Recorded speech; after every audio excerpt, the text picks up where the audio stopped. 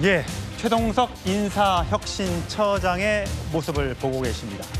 오늘 차관급 임명장 수여식이 열렸는데 그 장면 저희가 영상으로 준비했습니다.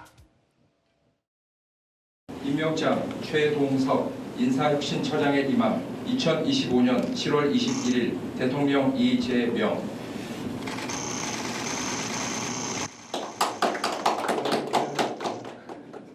기념 촬영이 있겠습니다.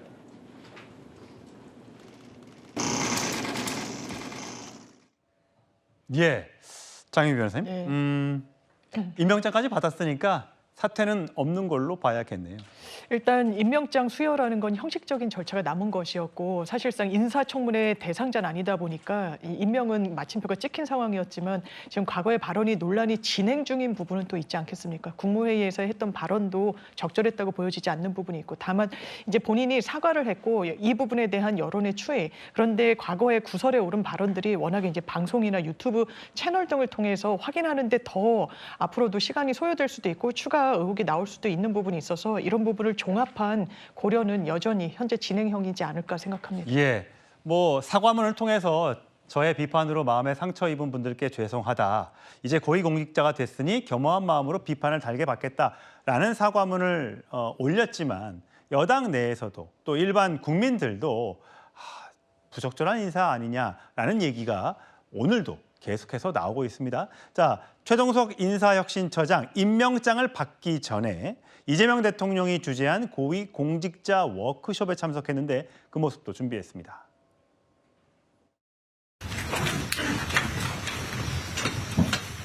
먼저 국민의례를 하겠습니다. 모두 국기를 향해 주시기 바랍니다.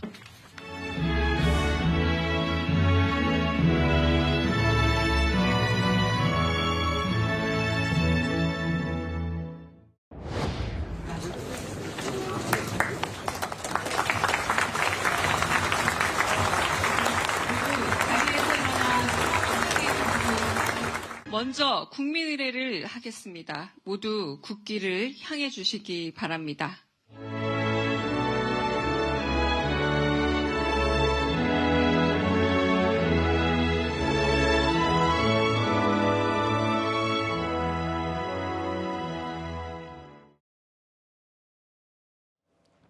이현정 의원님, 네. 제가 사실 국민의례 국기에 대한 경례를 보여드리는 이유는 바로 이 발언 때문입니다. 네. 지난 4월에 있었는데 국기에 대한 맹세, 국민의례 이런 것 좀 집어치워야 파시즘적, 나치즘적인 요소가 곳곳에 스며 있다.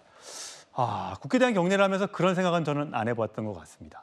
글쎄요, 저도 평생 그런 생각을 안 해봤는데 국민으로서 국가에 대한 존경과 예우를 표현하는 그러한 것들 아마 많은 국민들께 동의하실 겁니다. 미국에서도 야구장에서마다 저런 그럼요. 거 다 하지 않습니까? 미국이 파시즘입니까? 미국이 나치즘인가요? 예. 자, 모든 나라에서 다 하고 있는 겁니다. 그 나라에 대한 존경을 표시하는 수단일 뿐이죠. 그러니까 파시즘과 나치즘은 전혀 이런 상황과는 더 다른 거 아니겠습니까? 국가 동원 체제를 해서 결국은 그런 게 하는 건데, 자, 이 국민의례를 거부했던 또 사람들이 있죠. 예전에 통합진보당 같은 경우에 애국가를 부르지 않았지 않습니까? 자, 그런 모습들이 국회에서 비롯됐잖아요. 근데 지금 저분이 옛날에 그런 이야기를 했더만요. 파시즘과 나치즘적 요소가 곳곳에 스며져 있다. 집어치워야 된다. 이런 이야기를 했습니다. 지금 어떨까요? 자, 이게 본인이 이제 비판을 달게 받겠다고 이야기하지만 본인이 이 뱉어놓은 이야기들이 너무나 많고 그 이야기들이 많은 국민들이 이거는 부적절하다, 불편하다, 말이 안 되는 이야기가 많습니다. 그렇다면 본인이 지금 그러면 이 인사혁신처장 되기 전과 되기 후는 전혀 다른 사람인가요? 같은 최동석인데 전혀 그 전과 그 후는 전혀 다른 사람인가요? 저는 그런 면에서 왜 이재명 대통령도 그렇고 이 정부가 여러 가지 부담을 안으면서 이분을 끝까지 가려고 할까? 정말 이분이 인사에서 정말 달인 같은 능력이 있는 것인지 그렇기 때문에 다른 어떤 여러 가지 문제도 불구하고 끝까지 가져가야 되는 것인지 저는 그걸 묻고 싶습니다. 그리고 이분을 잘랐다고 해서 국민들이 이재명 정부에 대한 신뢰가 사라질까요? 아닙니다. 저는 오히려 더 높아질 것 같아요. 대통령이 국민 여론을 듣고 있구나. 실수할 수 있습니다. 잘못할 수 있어요. 그렇지만 그거를 수정하는 용기가 필요한 겁니다. 근데 그런 용기가 아니라 끝까지 내가 했기 때문에 가겠다? 오히려 그게 고집스러운 모습 아니겠습니까? 예. 사실 민주당 내에서도 비판이 나오고 있죠. 여러 발언들, 이준석 대표를 지지했던 2030은 지적 수준이 떨어진다. 김문수 후보를 지지했던 40%는 우매하다. 70세 이상을 상대로는 공직 기웃거리면 추하다. 자, 우리나라를 향해서는 거대한 정신병동이다. 이런 여러 어록들을 남기면서 많은 공격을 받아왔는데도 불구하고 오늘 임명장을 일단 받았습니다. 이재명 대통령의 지지율 어떻게 될까요? 긍정이 58.3, 여전히 높은 지지율을 보이고 있습니다. 하지만 이게 전주보다 2% 가까이 떨어진 숫자입니다. 부정은 37.5로 올랐고요. 최진봉 교수님, 결국은 이재명 대통령 지금 하고 있는 여러 가지 정책들이 잘하고 있다라는 평가들이 많기 때문에 58.3이 나온 거예요. 근데 떨어지고 있을 때 보면 그런 인사 문제가 늘 작용을 했단 말이죠. 그럼에도 불구하고 경질을 하지 않는다거나 그만두지 않는 건 왜라고 생각해요? 그러니까 아마 이제 최동석 이 인사혁신처장 관련해서는 분명히 문제가 있죠. 저는 문제가 있다고 생각하고요. 그러니까 항상 말을 조심하고 발언도 조심해야 되는데 저렇게 그냥 여러 가지 말을 뱉어놔서 그것 때문에 비판을 많이 받고 있는 거죠. 근데 이제 저분은 어쨌든 인사 분야의 전문가는 맞아요. 뭐 한국은행에서도 그렇고 다른 대기업에서도 인사 전문가로서 역할을 하셨더라고요. 그래서 그 분야에 대한 전문성을 인정하는 것 같습니다. 다만 이제 이런 발언들이 결국은 여러 이제 국민들의 관점에서 보면 미흡한 면이 분명히 있는 건 분명하고요. 다만 이제 이런 부분들을 본인이 수정하고 본인이 또 사과도 하고 또 앞으로 인사혁신처 일을 하면서 그런 부분들이 잘못됐다는 거 본인이 증명해 내야 된다고 저는 봐요. 그렇지 않으면 이게 얼마나 큰 부담이 되겠습니까? 그래서 아마 대통령 입장에서는 그럼에도 불구하고 이 사람이 갖고 있는 전문성을 인정하고 이제 임명한 것으로 저는 보여지고요. 뭐 사실 저는 개인적으로 이런 분들이 공직하는 걸 이렇게 좋게 보지는 않습니다. 그러나 인사권자가 그건 결정하는 문제인 것이고요. 그런 점에서 보면 이분이 이제 앞으로 어떻게 행동하가 대단히 중요하다고 생각해요. 공직사회나 아니면 인사 관련해서 어떤 문제나 잡음이 나오면 절대로 안 되고요. 앞으로 알겠습니다. 조심하고 반성하고 제대로 잘 하셔야 된다고 생각합니다. 예, 정혁진 변호사님.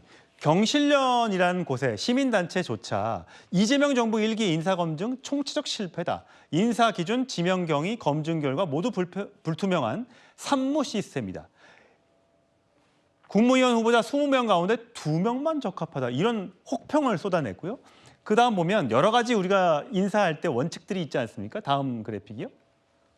뭐 병역 기피라든지 논문 표절이라든지 음주운전이라든지 위장 전입, 세금 탈루 뭐 이런 등등의 인사 기준이 분명히 과거 정부에 있었는데 최동석 처장은 모모 같은 짓이다. 아주 멍청한 기준이고 결국 나라를 들어먹었다. 지난달 본인이 한 얘기예요. 그 7대 기준 저기서 나와 있지만 병역 기피, 논문 표절, 성범죄, 위장 전입 이런 거 하는 사람을 공직에 들이지 않아서 국록을 먹지 못하게 하고 우리나라의 그 굉장히 중요한 정책들을 담당하지 못하게 하는 게 그게 상식입니까? 아니면 저런 걸 지키는 게 멍청한 겁니까? 제가 봤을 때는요. 최동석 씨는 기본적인 상식까지도 의심받는 그런 상황 아닌가. 그러니까 지금 이재명 대통령의 지지율이 떨어진 거 아니겠습니까? 조금 전에 앵커는 58.3% 굉장히 높다라고 말씀하셨지만 저는 그렇게 생각 안 하거든요. 이거는 58.3%는 윤석열 전 대통령의 지지율이 너무 낮았기 때문에 높아 보이는 거지. 제 기억으로는요. 문재인 대통령 초기에는 지금 58.3%보다 훨씬 더 높았습니다. 그다음에 그 인사혁신처장은요. 국무회의 규정을 제가 찾아보니까 국무위원은 아니지만 반드시 국무회의에 참석하도록 되어 있던데 그런데 국무회의에 누가 참석하고 있습니까? 법무부 장관 참석했어요. 저 최동석 처장이 비난을 갖다가 했었습니다. 그다음에 윤호중 행안부 장관도 국무회의에 참석해야 되지 않습니까? 그런데 윤호중 장관에 대해서는 뭐 무슨 아이 뭐 이렇게 이야기했단 말이에요. 그다음에 인사혁신처장보다 더 반드시 참석해야 될 사람이 누구냐? 그 비서실장 아니겠습니까? 비서실장 보고도 정치판에서 있어서는 안 되는 뭐 그런 사람 이렇게 했는데 제가 봤을 때는 진짜 그 국무회의 자체가 참석해 있는 장관과 국무회의 배석자들이 오히려 굉장히 민망한 그런 수준이 아닌가 저는 그런 생각이 들고요. 좀 적절할 때 빨리 정리하는 것이 그게 많은 사람들이 우려하는 바가 해소되는 것이 아닌가 싶습니다. 예, 이현진. 네. 뭐 대표적인 친명계 인사로 뽑히는 김영진 의원조차도 오늘 라디오 방송에 나와서 유명해져서 죄송하다? 국내에 있었던 발언이었죠. 정말 상황 판단이 정말 부적절하다. 최동석 같은 사람 도대체 누가 추천했는지 찾아봐야 된다. 정말 이게 또 궁금해요. 누가 추천했을까요?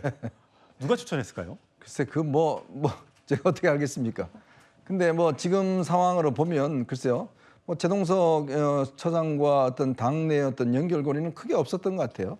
근데 저분이 일설에 의하면 당시에 이제 이재명 당 대표 시절에 꽤 많은 보고서들을 이제 직접 뭐 이렇게 SNS 통해 전달하고 뭐 이런 것도 했다고 합니다. 아마 그런 거 정도면 이재명 대통령도 알고 있었지 않겠습니까? 그리고 지금 이 다른 거 달리 사실은 이 정도 되면요. 그러니까 이 대통령실이나 이런 핵심적인 어떤 인어 그룹에서 당연히 사퇴를 시키는 것이 저는 방편인데 글쎄 안 하는 거 보면 글쎄 또 이재명 대통령이 직접 또 이렇게 선택을 했는지 뭐 그런 생각도 들긴 합니다만은 지금 워낙 많은 사람들이 피해자입니다, 사실은.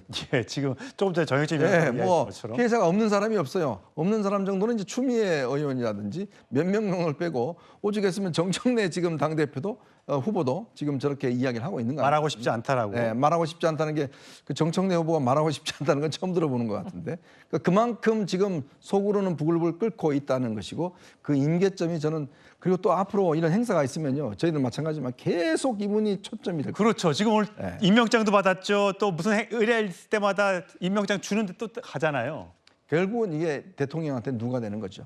대통령이 초점을 맞아야 되고 정책이 초점을 맞아야 되는데 계속 최동석이라는 사람이 초점 맞는다? 그게 과연 정권의 플러스가 되겠습니까? 예.